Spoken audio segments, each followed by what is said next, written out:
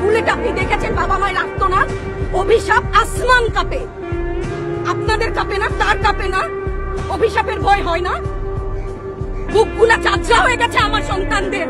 Rubber bullet বলবেন, কি বলবেন? এগুলো অস্ত্রের মুখে দাঁড়িয়ে আছে, আমাদের পয়সায় কেনা বুলেটে আমাদের সন্তানদের আপনারা বুলেট ছুটছেন। আর কত আর কত? পুলিশ ভাইদেরকে বলি, ভেতরে তো আপনিও মানুষ, পুলিশ ভাই বলি না, ক্ষমা করবেন, মুখ থেকে বার হয়ে গেছে।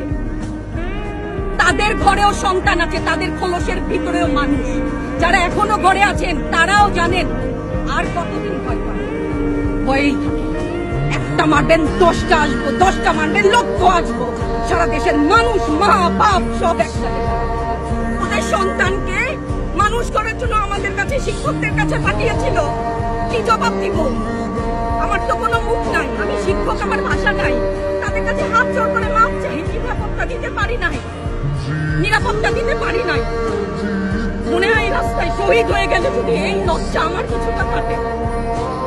ওদেরকে বলবার আমার কিছু নাই। আমি হিজাব করি বলেন আমি হচ্ছে কে জঙ্গি, আরো বলেন না যারাই প্রতিবাদ করছে জঙ্গি। হ্যাঁ, 71-এর সময় জঙ্গি এক যদি চেহারা অমন হয়, 24-এর জঙ্গির চেহারা এরকম হবে। তাহলে দল করলেই কেন? দল করার এটা স্বীকৃতি দিতে হবে, দল করলে ক্ষতি কি? অধিকারই তো চাচ্ছি, সাধারণ মানুষের অধিকার চাচ্ছি, কেন বারবার আমাদেরকে এই কথাটা শুনতে হয়? এই বিভাজনের সুযোগ তো তারা বারবার নিয়েছে, আবার কেন? পিছু হটবা না, ভয় পাবা না। তোমাদের শিক্ষক আমরা লজ্জা পাই, তোমাদের থেকে শিখেছি।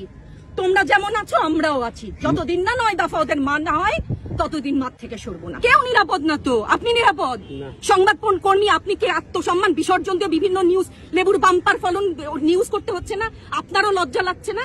আত্মীয় স্বজনের কাছে মুখ দেখাতে পারছেন না তো? আপনার হয়ে আমি লড়ছি, আমাকে সহায়তা করেন। Thank you.